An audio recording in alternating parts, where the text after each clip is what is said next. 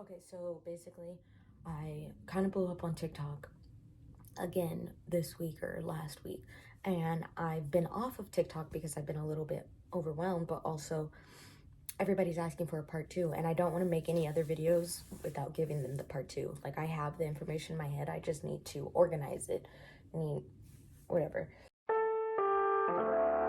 Lonely,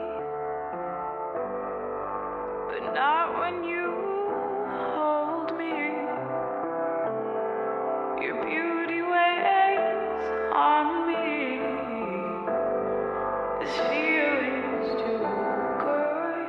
So basically, in short, this video today is going to be about me organizing the thoughts.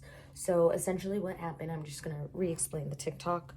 I was thinking about how our auric field, basically I was thinking about how thoughts create reality. We all know this, we all know that I've been talking about this, but I wanted to actually figure out what it was that was creating the reality. And it's like, if our thoughts are creating a reality, there must be a system to address the thoughts and have them work for you. And so I read the book, it's a trilogy, I'll show them. Stuart Edward White, he's an author, but he was married to a woman named Betty. And she was basically someone like me, channeled. She was a psychic, but she was very, very in tune because this was back in the 1940s. So if you're thinking about meditation and everything, imagine there's no distractions like we have the internet and everything. And so the reason I'm studying very closely with Betty's work and Stuart Edward White's work is because when I first discovered Betty, I started to just follow along with her to the point where I realized I was studying under someone who was very advanced, to the point where me, combined with psychedelic shrooms, I've shot myself into spirituality, into like being a psychic and channeling, to where it's very easy for me. I don't talk about this a lot, but I'm very, very in tuned. I mean, things that I talk about on my content. I'm also learning that I'm honestly autistic, and I'm pretty sure that I'm not pretty sure, I am sure that spirituality is my special interest, which makes sense because I just deep dive into it. Point is, Betty started to work in essences, and when I first heard of this, I was like, I don't understand. She would always work in essences in her garden. But then I understood she was working in essences. Like when she says she'd work in essences in her garden, it's because she'd go to her garden, you know, like planting. You're doing physical work. You're putting your hands into the soil, like creating motion constantly. You're helping things grow.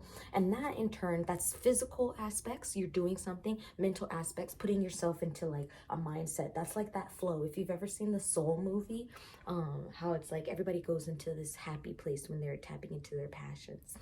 That's because that's pure essence, that's pure feeling, that's passion, that's source energy, the emotions and everything. But what we feel when we start maybe getting agitated or anything because we have this emotion that's being unseen, that's the essence of the emotion. And so it's like you tap into that essence and then you hone it in to push you forward. And so we have like so you have your auric field here, that's constantly going off unconsciously and consciously, whether you're paying attention to it or not. And then I want to figure out how to take the essences of your physical aspects, mental and emotional aspects, and hone them in to centers, basically saying like, if you have the will to do it, if your emotions are aligned with it, and if your mindset is also aligned with it, just push forward. It does not matter how it's going to happen. That's the thing that of my last video, surrender, releasing expectation. Because at the end of the day, all you need to learn how to do is keep your mind straight on the path, your emotions straight on the path, and your willpower straight on the path. Like, you know how they say the mitochondria is the powerhouse of the cell. For some reason, I always think of the mitochondria being as the solar plexus chakra. That's what I think about when I think of the will aspect. So it's like when I'm tapping into my solar plexus, when I know who I am, I'm pushing forward. I'm pushing forward because I know exactly what I'm going to do. I have the will to do it, okay? So that's your solar plexus. And then we're thinking about the physical aspects.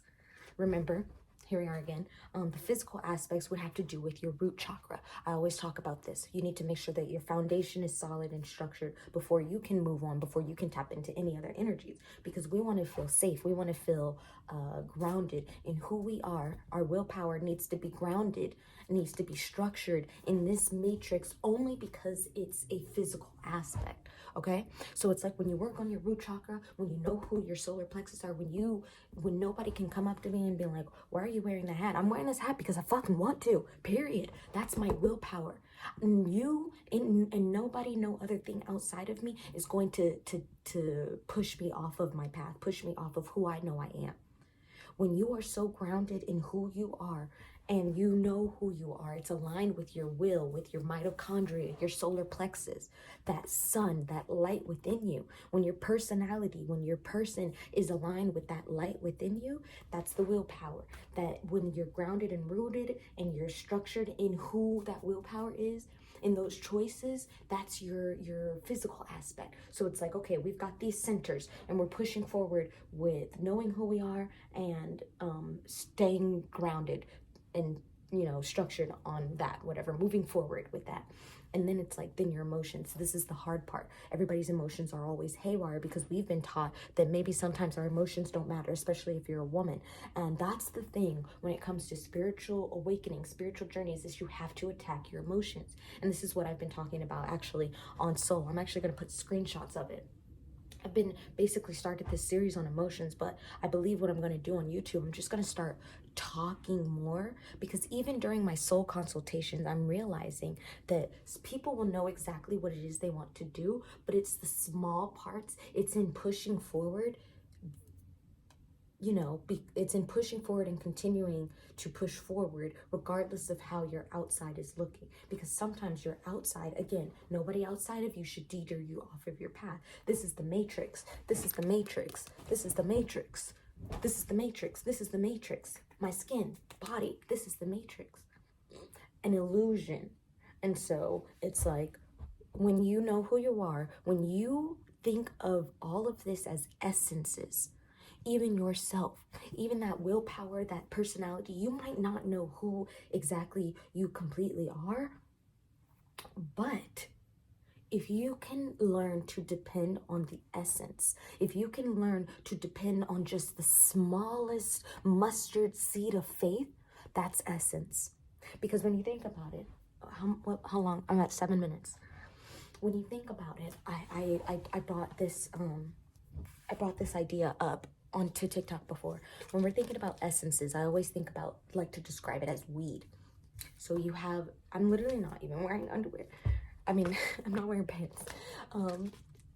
When you think about essences, let's think marijuana. So you have the marijuana bud. I'm actually going to do pictures. You have the marijuana bud, and this can become so many different things. It can become edibles. It can become concentrate. It can become shatter, hash, lots of different things. But the original thing is the bud, is the weed, is the plant. Okay, but the plant can turn into so many different things. The plant can break itself down. It's like a family trio of things. The plant can break itself down and be different things, but all of those different things underneath the plant is just an essence of the plant, still working the same, still doing the same thing, but in a different way. And obviously when you, let's say, and to the people that don't smoke weed, like, sorry, maybe I'll come up with a different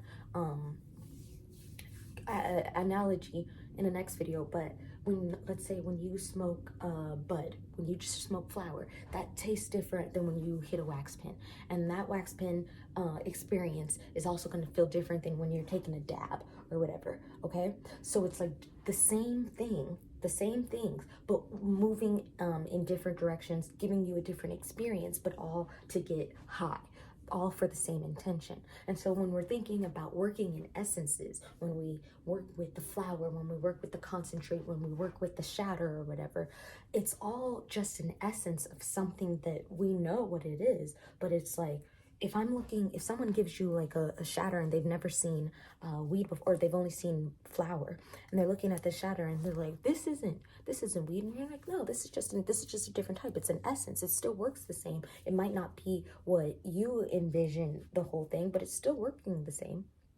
You just have to keep pushing forward, keep moving forward, because, you know, it's going to give you almost the same experience. And so when we're thinking about essences, because this world is entirely made up of essences, it's almost as if you have to literally have faith the size of a mustard seed. You can't take things with a grain of sand, because the things that you're getting are just the size. That's not what I want to say. But basically, I think I'm done with this video for right now. Oh my God. I hope I've given you enough. It's 10 minutes and I don't like posting things longer than 10 minutes. Bye.